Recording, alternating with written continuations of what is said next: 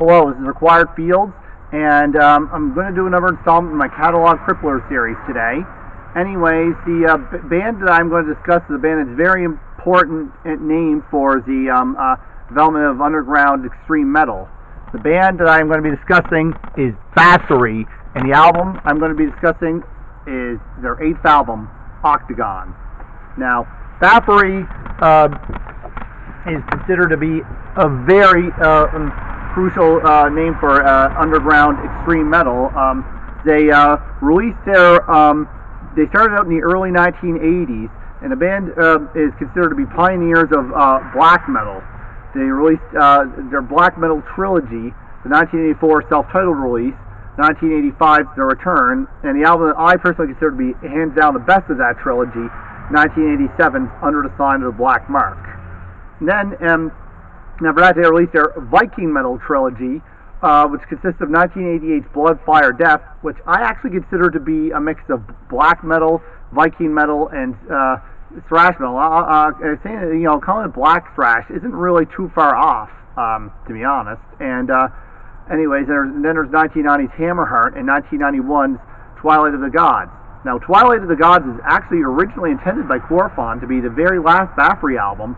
But in 1994, the band actually chose to continue, and they released their album Requiem. Now, Requiem is a bit strange because of the fact that it's actually thrash metal more than anything else, having more of a Slayer and Sodom kind of sound to it. But what it is particular, one could say it was a very strange decision, considering that in the early 1990s, it seemed as if it was 187 for thrash metal. Now, obviously, it had other genres, take Make Their Boom.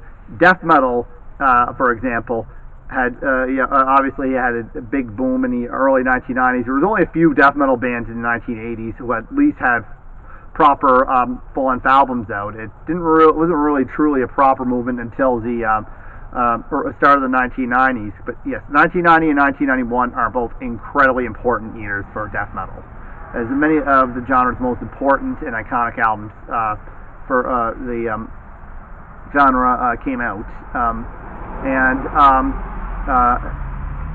also you had the groove metal or post-thrash movement, as some people like to call it. In 1992, Pantera released their album Vulgar Display of Power, which pretty much put the groove metal or post-thrash genre on the map, I guess you could say. And groove metal often gets called post-thrash because it seemed like around this time period, almost every band that played thrash metal either broke up or changed the sound. The ones that changed their sound very often went into the groove metal, more of a groove metal oriented direction. One key example of this is Sepultura, who was in 1991's Rise is considered their last thrash metal album, and 1993's Chaos AD is considered to be a groove metal or post-thrash album. And they're one example who changed to more of a groove metal sound, and that album is considered to be one of the more key albums in that subgenre of post-thrash. And you had a lot of bands who basically broke up, and a lot of band members formed new bands that were very Pantera-inspired, basically. So that's why the groove metal sound that Pantera is considered to be the poster band for is often called post-thrash. That also black metal completely managed to really have its boom in the early 1990s as well. So basically, it seemed like thrash metal was almost like a dirty word to even underground extreme metal labels. It seemed like you couldn't play thrash metal of any kind anymore. It seems really, because almost every band would break up or change their sound. But Bathory went towards the thrash metal sound in 1994, which was particularly strange to some people. Anyways. Requiem was their thrash metal period of their career, but then 1995 they released Octagon. Octagon has to be one of the worst thrash metal albums I've ever heard. The album starts out with the track Immaculate Pine Tree Road 930, which is one thing that's noticeable right off the bat is a drum sound, which is absolutely horrible. It basically, some people mention albums like Saint Anger if it's trash can sounding drums, and that album is one of the worst albums of all time, hands down. But yes, and this album has a fairly similar drum sound to it, and and also the vocals of Corfon are just plain really, really bad on it, and that's another reason that this album is as bad as it is. The second track on it is called Born to Die, and I guess that is probably the least worst track on it. Now, I mentioned groove metal or post-thrash actually having a bit of becoming one of the things that led to thrash metal being almost completely non-existent for most of the 1990s. And this track actually is more of a groove metal or post-thrash type of sound to it, and to be honest, it's probably it's actually the least bad track on here. And if something tells me that if this track on here was representative of what the album was like as a whole, and better production, better vocals, then they could have made at least a passable groove metal or post-thrash album. But yes, the other tracks on here are more thrash oriented. Some of them having a bit more of a crossover type feel, even almost. There's a track called Grey on it, which is sort of like a bit of a punk influenced thrash song, and yeah, it's pretty bad. It's there's much better examples of that type of thrash than this. Way better, actually. Lyrics are really bad in the album too, especially in the song 33 something, which I'm not even going to bother mentioning. Now, some people would say that Corfon had some not too good lyrics on previous Bathory albums too, but this album, I think, took the cake. And yes,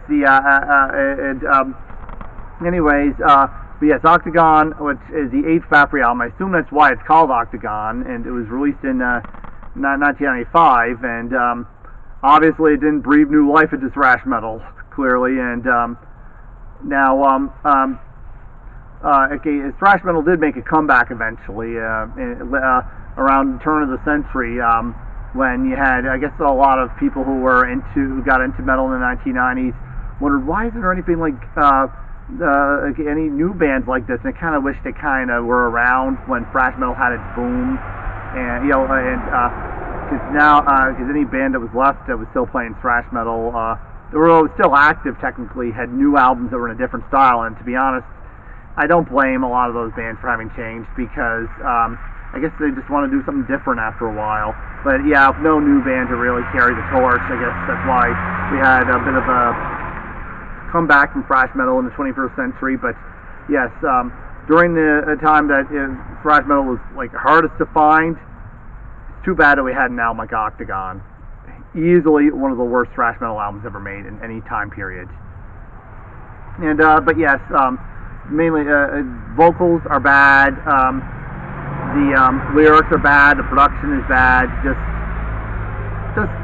if you want to listen to Bathory, go get one of their better albums, like Under the Sign of the Black Mark or Blood, Fire, Death. Now that is the way that Corfon should be remembered, because Corfon unfortunately died in 2004. He was battling drug problems for a while, and he died of heart failure. And very sad that he is gone. But at least don't remember him for an album like Octagon. Remember him and Bathory as a whole for their better albums, such as Under the Sign of the Black Mark and Blood, Fire, Death. But anyways, yes, it is and nobody seems to really like this album. Now, funny thing is, I actually did see a guy in real life one day wearing a Bathory shirt with it was Requiem, which is kind of strange. So at least Requiem is an album with its fans, whereas Octagon is pretty much hated and is, for good reason, considered to be one of the worst thrash metal albums you'll find. It's just too bad that you didn't have. And Requiem is a much better album than this one. I mean, it's true Bathory does have better albums, but at least it was. This was.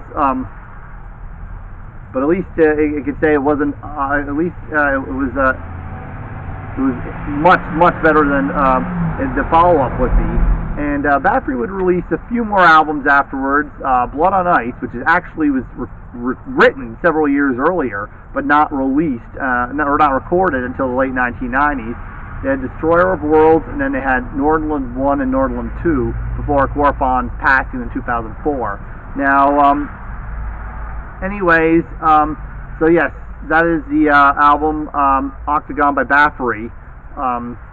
Terrible album, and so that's just another one of my installments in my Catalog Cripplers series. Is it was very detrimental to the band as a whole, and it's one of the most derided albums by a crucial band for the metal scene. It's once all bands are considered crucial for underground extreme metal, this is one of the worst albums recorded by a band that's is considered to be one of those. And anyways, thank you very much for watching this video. This is Required Field signing off, and goodbye.